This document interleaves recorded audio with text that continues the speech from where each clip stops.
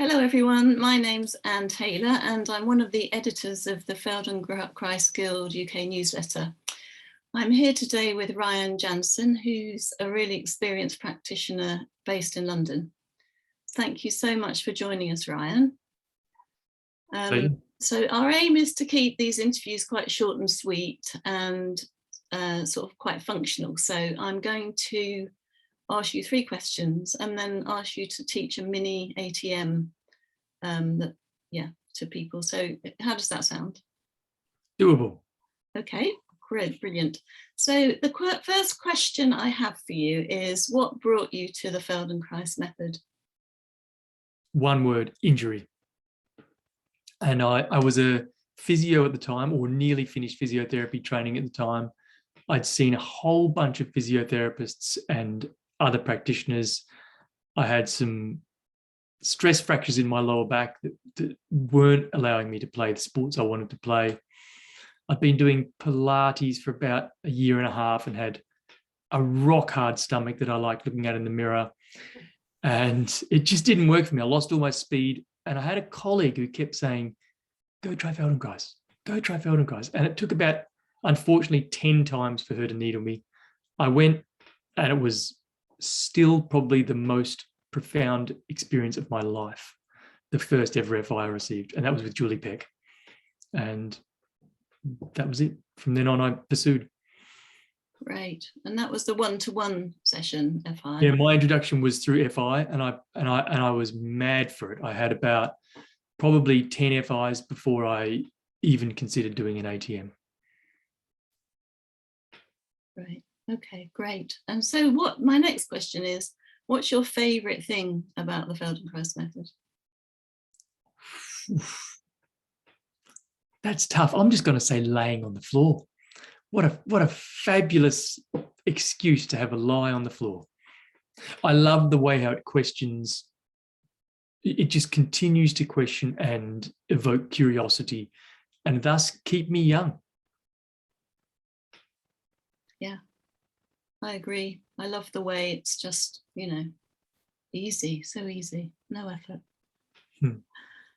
Brilliant. Okay, so I know you've got lots of clients, many of them quite high profile, and I'm not expecting you to name any names or anything, but I just wondered if you have a favourite example of how Feldenkrais has helped someone, as an example of its potential. Well, there's lots, but I guess my favourite ones, because a lot of people do come to me because of pain. They come to me because they have a specific knee injury, and because of my background in physio, they'll go, oh, he must know something about that. And we start with that, and it goes, well, frankly, they improve. The way they use themselves improves, and that's no longer an issue. But then they get hooked. And not only is it their knee or whatever, then, oh, this aspect of their life gets better, and that aspects. And the next thing, they're thinking, they notice changes in their thinking, their sensing, their feeling. And the ones that come for something that's, run of the mill in a kind of medical world end up discovering way different aspects of themselves and growing as people. And that happens with loads of my clients. And they no longer see me for pain or stuff. It's just for continuing self-development. And would you say in some ways then it's quite addictive? Very much so. Yeah. for those people, yeah.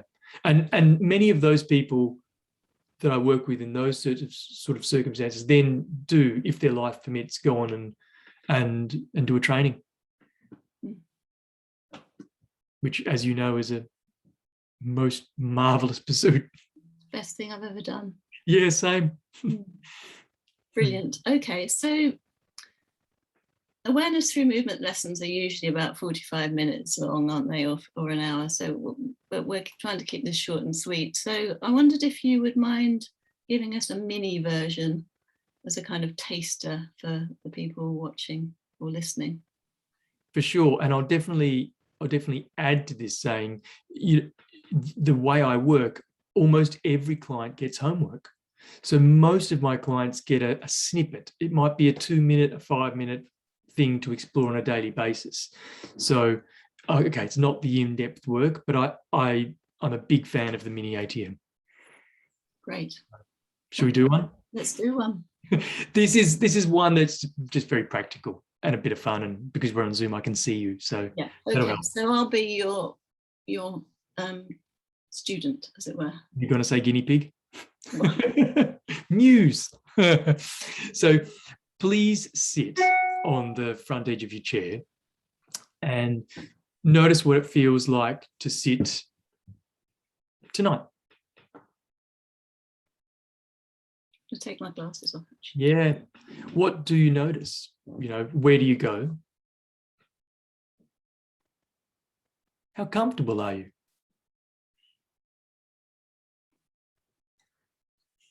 And then, whatever this means, please give me your worst posture. You're really tired, and whether that means slumping or, yeah, that's it. So, how long could you sit like that for? You can ask yourself. And then, now assume your, whatever this means, best posture. Feel what that's like. How long could you sit like that? And then what do you do to go between those two postures? So slowly, really slowly, go between the two postures and notice, what do you do? How do you do that?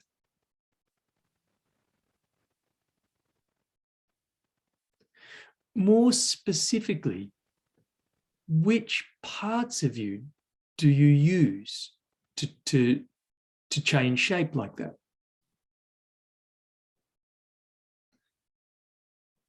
And there's lots of bits of you that I can see that are involved. What leads the movement? Is it your back, your head, your pelvis? Is it a certain part of your back?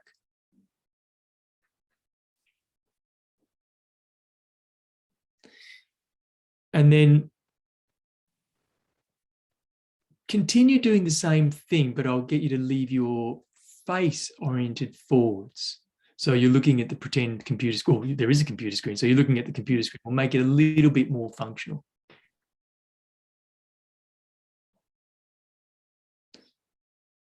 And that's a constraint. So notice which bits of you move now. And then please leave that for a moment. I'd like you to sit on your hands. I'd like you to sit on your hands with the backs of your hands on the chair. Hopefully you're not on a hard chair. Otherwise, you could use a jumper or something there. So the soft pads of your fingers are feeling for your sit bones. They're pretty large. They're the size of eggs. So, kind of find it so you can feel them and your hands aren't hurting. And then resume this movement of slowly going between the two postures. Can you feel how when you grow taller or erect yourself, those bones move relatively backwards of your fingers? And when you slump, and let's keep your head kind of on the computer screen, those bones move relatively forwards of your fingers. Now that does depend a little bit where you put your hands. So if it's not like that, maybe adjust your hands so you're more in the middle of your sit bones. But that'll be the case with most humans. And then it just depends how much they move. All right, leave that, come off your hands. So we used your hands to soup up your awareness, awareness always being the number one aspect of Feldenkrais. And now just by drawing awareness to your sit bones like that, continue the movement of going between slumping and erecting yourself with your head forward or head on the screen. And just notice, is it different? Is the movement just by touching your sit bones? Has it changed? And continue this. And the next question is, We know those sit bones are going forwards and backwards. You can feel them now over the chair. Do those sit bones narrow or widen at any time? Can you feel that they get closer together or further apart when you're either taller or shorter? Is it possible to sense? Maybe more on one, maybe more on the other. Maybe both. And then leave it and please stand up. In standing, touch your sit bones. Where are they? Well, they're underneath your kind of folds of your buttock, really close to the midline. So unless you broke your wrist as a kid, you can touch them. You can find the hard bits of bone, and they're really close to the midline. So we can move fast in space and chase things or escape things.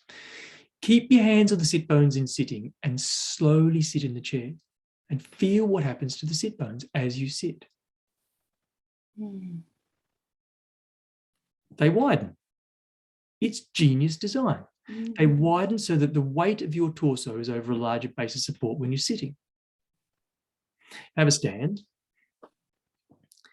Keep your hands on those sit bones and feel, when do they widen? Do they widen straight away, or do they begin to widen kind of halfway through the movement or 2/3 through the movement?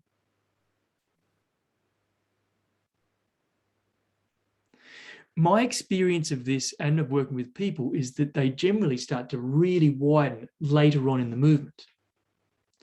So have a stand one more time and feel, really pay attention. You can touch your sit bones, or you can just sense them in your sensing. Feel how the really last bit, they really achieve their maximum width just before you land on the chair. Great. Now, so my point of this mini ATM is, if you fall into a chair, then you're denying yourself the potential of using your sit bones. I don't care how people sit. I'm very interested in how they get there, how they set the base of support. So one more time, please stand up. You don't need your hands to feel this, but excuse me, that seat of yours now is kind of covered in, you're in a very dirty cafe or pub, and you want to hover over the toilet seat. Slowly sit, but just hover. Don't let your backside touch it, because you don't want to touch it. And people do this. I'm sure everyone is familiar with this experience, and they work and their legs get tired, and their legs get so tired, and then come up, stand up tall. And do the same thing, but now think about the spreading of your sit bones. Now, all of a sudden, it's a different strategy that's much easier. And then slowly sit. Yeah, once you've got the close, and feel the width of your sit bones. Now, from that position, if you set the base that well, now just, slump and erect yourself, and just feel what it's like to do that now. It's harder to slump. Oh, and feel the initial bit of the slump. Feel how much of the initial slump actually can be done with your pelvis, because I believe it's harder to slump with your back. So you can do a whole bunch of wonderful slumping in your pelvis before it affects your breath. So this mini ATM is pretty much, and something that I work with so many clients, how do I sit? It's such a common question, and we can go into how one uses oneself, but ultimately I encourage people to stop falling into chairs. And a really good time to practice this is when you go to the toilet. No one's watching you. You can really control your descent when you go to the toilet, and that could be a way of helping this to integrate. Brilliant. Cool. I feel really wide.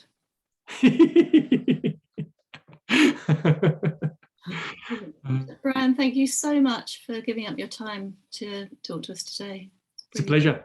Thank you. Okay. Bye.